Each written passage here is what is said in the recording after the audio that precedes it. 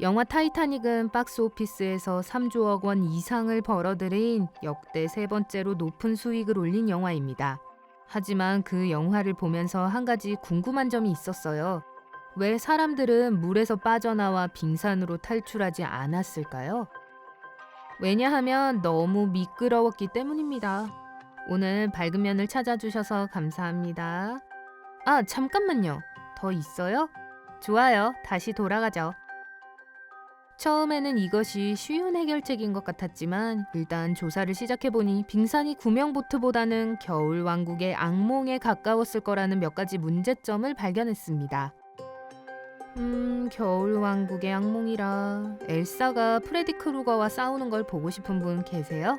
아무도 이 아이디어를 사용하지 마세요. 방금 제 할리우드행 티켓을 찾은 것 같아요. 그건 그렇고 경사면에 대해 이야기해봅시다. 구체적으로 말하자면 얼음 경사면이죠. 빙산이 단지 바다 위에 떠있는 거대한 얼음 조각이라는 건 다 알고 계실 거예요. 하지만 유빙과 빙산 사이에는 큰 차이점이 있습니다. 빙상 빙봉이 무엇인지는 다음에 알아보기로 하죠. 유빙은 바다에서 표류하는 평평한 얼음 덩어리입니다. 빙산과 마찬가지로 북극 얼음이 더 큰 덩어리에서 떨어져 나온 결과로 만들어지죠. 하지만 비슷한 점은 그것뿐이에요. 유빙은 낮고 평평하며 상대적으로 얇은 반면 빙산은 전혀 그렇지 않습니다. 여러분은 빙산의 일각이라는 표현을 들어본 적이 있을 거예요. 여러분이 알고 두려워하는 물에 얼어있는 우뚝 솟은 첨탑은 빙산 전체의 극히 일부분일 뿐입니다. 빙산의 대부분은 물속에 잠겨 있는데 이 부분이 지나가는 배들에게 가장 위험하죠. 거대한 물체에 부딪히는 것은 결코 좋은 일이 아니지만 손상이 물속에서 발생할 때 상황은 매우 빠르게 악화됩니다.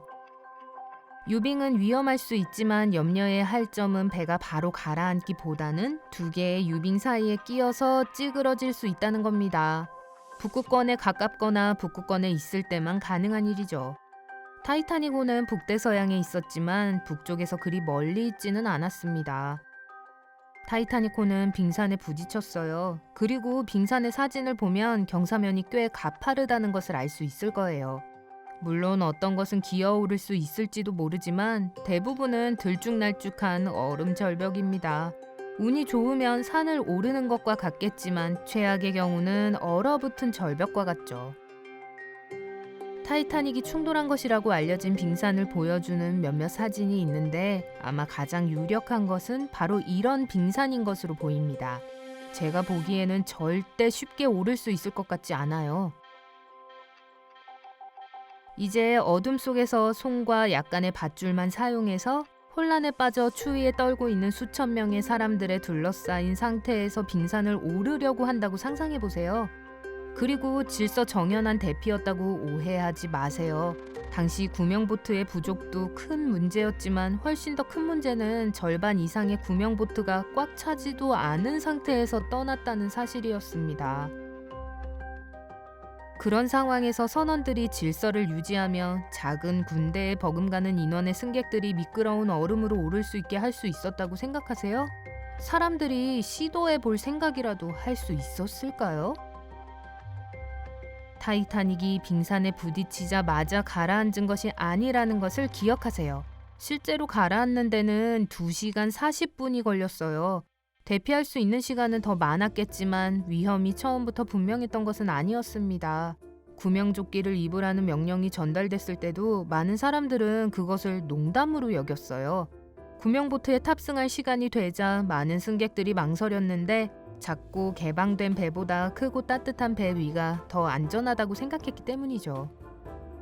그것이 초기에 구명보트들이 가장 많이 비어 있었던 이유입니다.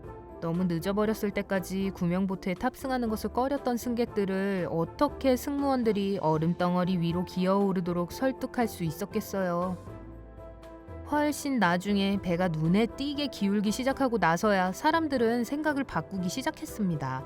일단 그렇게 되면 사람들이 건널판으로 몰려가 빙산으로 건너가려고 하면서 혼란이 발생하겠죠. 설상가상으로 너무 많은 사람들이 한꺼번에 건널판을 건너려고 하면 판자가 부서져 버릴 수도 있습니다. 이렇게 되면 모든 사람이 얼음물에 빠질 뿐만 아니라 빙산과 배 선체 사이에 끼일 위험도 있습니다. 구명보트는 대피를 돕는 데 사용될 수 있었지만 나름대로의 문제점이 있었습니다. 건널판을 건너간 사람들이 빙산에서 이동하는 데 어려움을 겪게 된다면 수면에서 경사를 기어오르는 것은 훨씬 더 어려울 거예요. 그리고 솔직히 여러분이 구명보트에 있다면 거대한 얼음 덩어리로 옮겨가겠어요?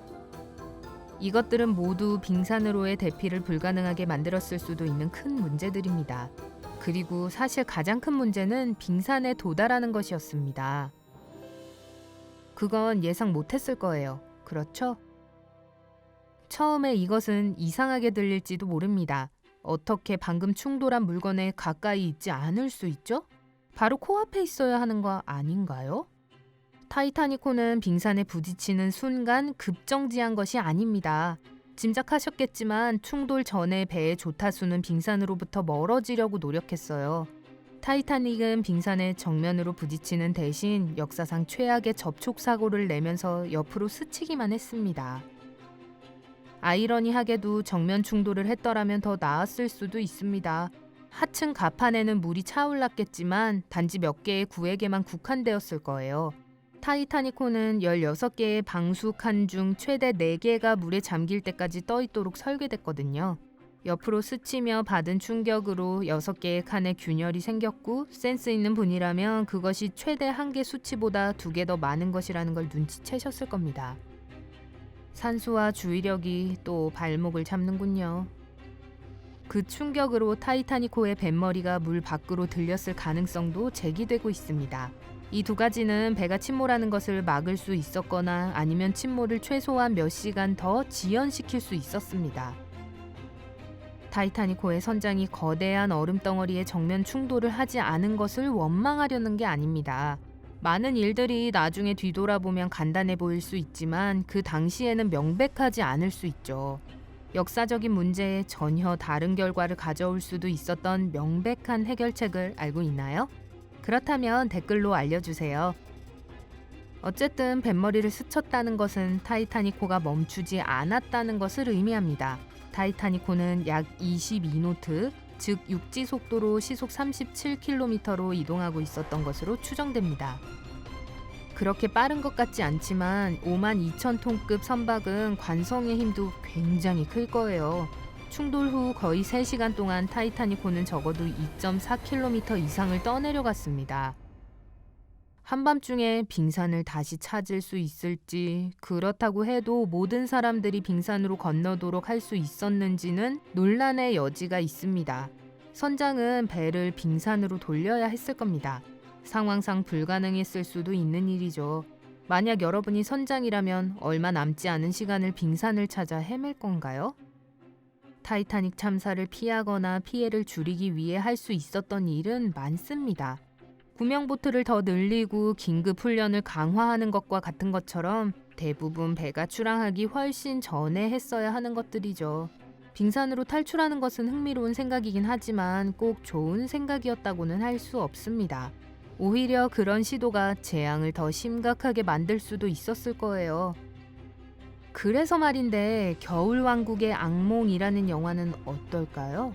여러 면에서 성공할 것 같은데 그냥 내리고 해야 할까요? 자, 오늘 새로운 것을 배웠다면 이 비디오에 좋아요를 주고 친구와 공유하세요. 여기 여러분이 좋아할 만한 다른 비디오들이 있어요. 왼쪽 혹은 오른쪽을 클릭하고 삶의 밝은 면에 머무르세요.